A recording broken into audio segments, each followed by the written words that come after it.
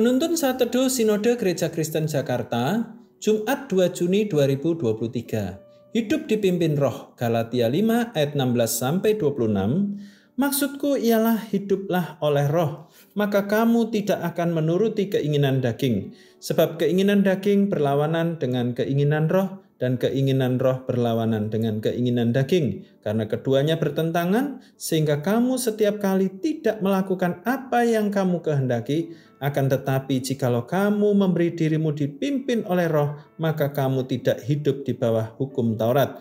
Perbuatan daging telah nyata, yaitu percabulan, kecemaran, hawa nafsu, penyembahan berhala, sihir, perseteruan, perselisihan, iri hati, amarah, kepentingan diri sendiri, percideraan, roh pemecah, kedengkian, kemabukan, pesta pora, dan sebagainya. Terhadap semuanya itu kuperingatkan kamu seperti yang telah kubuat dahulu, bahwa barang siapa melakukan hal-hal yang demikian, ia tidak akan mendapat bagian dalam kerajaan Allah.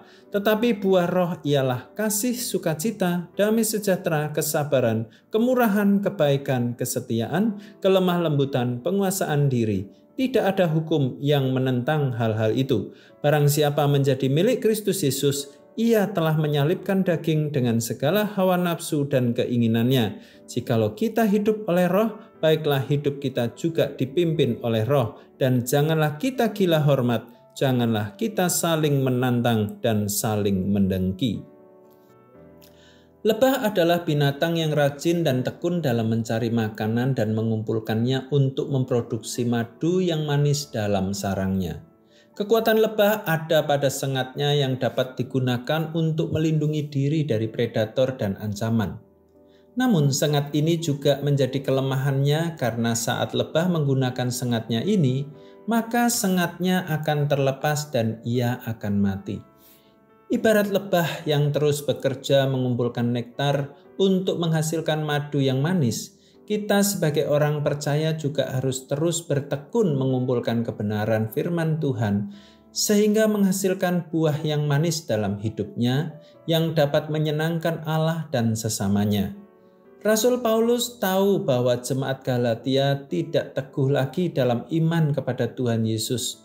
Mereka meninggalkan ajaran yang benar dan kembali seperti sebelum percaya Kristus. Ia menegur mereka yang membiarkan diri hidup dalam kebiasaan lama dan hawa nafsu kedagingan karena mengandalkan kekuatan sendiri. Ia menasihati mereka agar hidup dalam pimpinan Roh Kudus sehingga menghasilkan buah Roh dalam hidupnya. Saat kita percaya Kristus, kita harus meninggalkan kebiasaan dan kehidupan kita yang lama.